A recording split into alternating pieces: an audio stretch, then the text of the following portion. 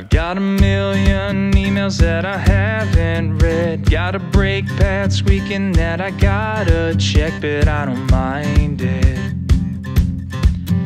Cause I got her riding on that shotgun side, with that take me till the sunrise look inside her eyes. Now we're flying.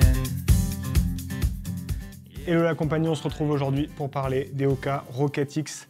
Comme vous l'avez vu dans le titre, c'est les chaussures aujourd'hui avec plaque carbone que je préfère. Et en fait, c'est assez paradoxal parce qu'on va en discuter un petit peu plus longuement dans la vidéo. Mais je pense que ce qui fait que j'adore ces chaussures et que je les préfère en tout cas au Meta Racer dont j'ai parlé il y a quelques jours et au Cloudboom de chez On, c'est que en fait, ça vient pas de la plaque carbone, ça vient de la semelle intermédiaire de la mousse qui a été intégrée, mais je vais en discuter en détail. Quelques éléments de contexte d'abord sur cette Hoka Rocket X. Alors la première fois que moi j'en ai entendu parler, c'était au cours de l'été. On savait qu'il allait y avoir un modèle qui allait remplacer la Carbon Rocket, ancien modèle, le premier modèle d'ailleurs dans la gamme de chez Hoka avec une plaque carbone avant la Carbon X, il me semble, si je dis pas de bêtises, je pense qu'elle arrivait avant. Finalement, c'est pas vraiment la suite parce que c'est une chaussure qui est complètement différente de la Carbon Rocket. Carbon Rocket avait 1 mm de drop, là on en a 5, donc on est sur un drop un peu plus classique. Cette chaussure, elle fait 210 grammes environ, donc c'est quand même relativement léger. En fait, il y a une impression de légèreté qui est encore plus importante parce que quand on la voit, elle est quand même relativement épaisse, enfin, elle est relativement imposante, je dirais. Il me semble qu'il y a 3 cm d'épaisseur de semelle sur l'arrière et 2,5 sur l'avant, donc vous voyez, c'est quand même une semelle qui est imposante. Et quand on la prend dans les mains, c'est vrai que c'est super léger. C'est assez bluffant déjà avant même de la mettre. Juste avant que je reçoive la chaussure, fin d'année 2020, il y a un athlète Hoka qui venait de re-signer chez Hoka, c'est Edenux, qui a fait une performance juste incroyable avec ces chaussures-là. C'était sur le JFK 50 Miles aux États-Unis, donc c'est une course ultra roulante qui fait à peu près 80 km. Il a couru en 3,53 de moyenne, je crois, sur cette course. Il a battu le record de Jim Wamsley qu'on pensait imprenable. Et il avait ses Rocket X au pied. Alors c'est des trails à l'américaine, encore plus roulants même que certains trails américains. Donc il n'y a pas vraiment de problème à mettre des chaussures de route sur ce type de terrain, mais quand même sur 80 km, tenir 3,53 de moyenne avec pas loin de 2000 mètres de dénivelé quand même. Donc c'est quand même pas rien. Ça m'a forcément interpellé aussi. Ça m'a donné encore plus envie de tester la chaussure et de me faire un avis à mon tour. Commençons par les points forts de cette chaussure. Comme je vous le disais en introduction, la légèreté, l'impression de légèreté. Alors 210 grammes, c'est un peu plus lourd que les Meta Racer qui sont juste en dessous des 200 grammes. Mais par contre, elle a l'avantage d'être au moins aussi dynamique. Il y a un effet de rebond qui est juste incroyable dès les premières foulées. C'est assez bluffant, je trouve, sur cette chaussure. C'est plus bluffant que sur les Meta Racer ou sur les Cloudboom. Aujourd'hui, j'ai jamais eu de chaussure qui m'offre autant de sensations comme ça de rebond à l'impact au sol. Donc ça, c'est quand même un point super positif. En tout cas pour les gens qui ont envie de mettre des plaques carbone. Pour ceux qui sont les détracteurs, forcément, vous n'allez pas trop aimer forcément, mais c'est clair qu'on peut considérer limite que c'est un peu de la triche. Les sensations sont assez folles. De manière générale, on sent qu'ils ont voulu vraiment alléger la chaussure au maximum. Le mesh est super allégé. Alors en hiver, moi j'ai surtout couru en hiver avec cette chaussure. On a vite le vent qui refroidit les pieds, ça c'est clair. Il n'y a pas que des qualités sur cette chaussure. Je pense à ces lacets là. J'explique pas, c'est lacets aussi long que ça, je ne comprends pas. Et puis évidemment, je vais faire un focus sur la semelle intermédiaire juste après.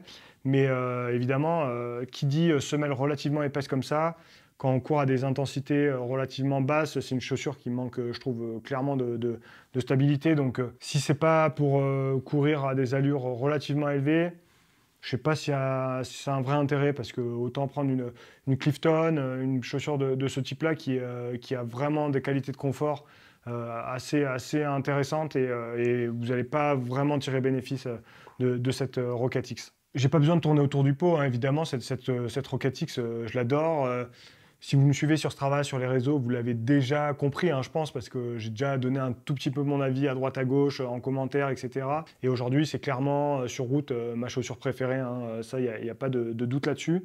Et c'est en grande partie, enfin même totalement, même grâce à la semelle intermédiaire. C'est une semelle intermédiaire en EVA. La technologie Ça s'appelle CM EVA hein, sur cette Rocket X. C'est un peu différent de la Carbon X hein, et notamment de la Carbon X2 là, qui vient de sortir. Carbon X2 est une chaussure qui est quand même plus lourde, hein, avec une semelle encore plus épaisse. C'est une chaussure qui fait, il me semble, presque 250 grammes, hein, donc vous voyez, c'est quand même assez différent. Je pense que c'est pas innocent aussi que voilà, ils ont vraiment communiqué autour de la Carbon X2 sur un 100 km.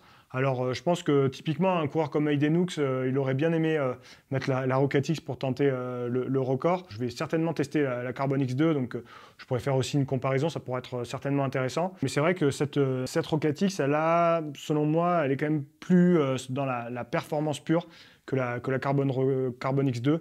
C'est une chaussure typiquement pour vraiment ceux qui veulent faire des gros temps sur marathon.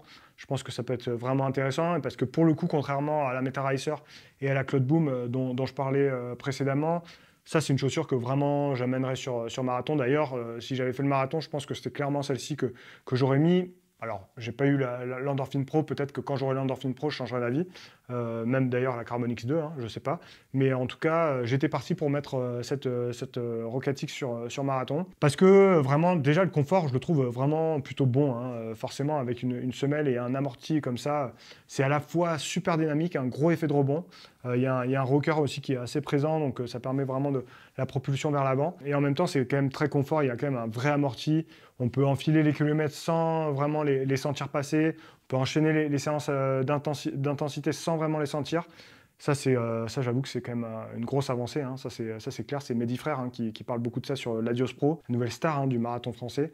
Et c'est en grande partie grâce à ces semelles relativement épaisses et ces mousses qui font en fait le dynamisme. Parce que quand on parle de la dynamique d'une chaussure avec plaque carbone, en fait, c'est souvent plus la mousse qui va permettre le dynamisme plutôt que la plaque carbone. Hein. La plaque carbone, elle serait en plastique, ça ne changerait pas grand-chose. C'est quand même plutôt un argument marketing, hein, au fond, pour en avoir discuté pas mal hein, à droite à gauche avec des gens qui sont dans l'innovation des chaussures. C'est vrai que la plaque carbone en soi, c'est pas forcément ça qui fait la grosse différence. Et c'est ça en fait que je trouve intéressant avec ces Rocket X, c'est que ça prouve que finalement la plaque carbone, ça passe un peu en second plan face à la mousse.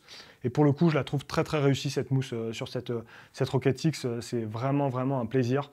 C'est à la fois très dynamique, à la fois très confortable. C'est ça en fait une chaussure vraiment super quoi. Faut le dire. Autre gros avantage hein, par rapport à ses concurrentes sur cette gamme-là, c'est qu'elle coûte 160 €. Alors 160 €, vous me direz c'est cher. Mais quand on compare par rapport à la Meta Racer, par rapport à la Cloudboom, par rapport au modèle de Nike encore plus, par rapport à l'Adios Pro, en fait c'est une chaussure qui coûte moins cher, quand même relativement moins cher. Hein. C'est 40 € de moins, si je dis pas de bêtises, il me semble que la Meta Racer a 200 €, la Cloudboom ça doit être à peu près pareil, même peut-être un peu plus. Les modèles de Nike ça va jusqu'à 275 €. Donc vous voyez quand même, là c'est une chaussure qui est beaucoup plus abordable dans cette gamme. C'est quand même une super réussite, moi je trouve, de chez Hoka. Là ils ont fait un super produit. J'ai fait un petit peu le tour hein, de mon avis. Je pense qu'il y en a pas mal d'entre vous qui l'ont, cette Rocket X. Je sais que Vincent l'a testé. J'ai eu pas mal de discussions avec certains d'entre vous qui l'ont eu. Donc c'est intéressant aussi que vous me donniez votre retour, vos ressentis. Qu'est-ce que vous pensez de cette chaussure? Moi, je la vois bien, hein, même sur des trails roulants. En fait, j'imagine bien la mettre si typiquement un éco-trail ou ce genre de parcours-là, si c'est sec et qu'il n'a pas plu. Clairement, je partirais avec cette Rocket X sans problème. D'ailleurs, vous le voyez, hein, la semelle, elle est relativement sale parce que j'ai couru sur des zones un peu, voilà, des sentiers pas trop escarpés. Et franchement, quel plaisir. Quel plaisir. Hoka fait une super pompe. Franchement, depuis les 3-4 derniers mois, là, c'est parmi mes gros coups de cœur.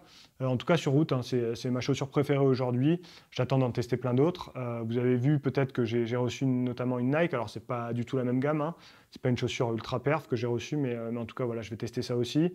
Et puis peut-être aussi, voilà, dans le futur, tester d'autres modèles Nike, Adidas, etc. Mais début mars, fin février, début mars 2021, c'est ma chaussure de route préférée. Voilà, c'est dit. C'est sur ces belles paroles qu'on se quitte. On se retrouve jeudi pour une vidéo qui me tient vraiment à cœur. J'espère que vous allez être présents. Ça va être une super vidéo, je pense. Et d'ici là, courez bien et prenez soin de vous. Allez, ciao à tous.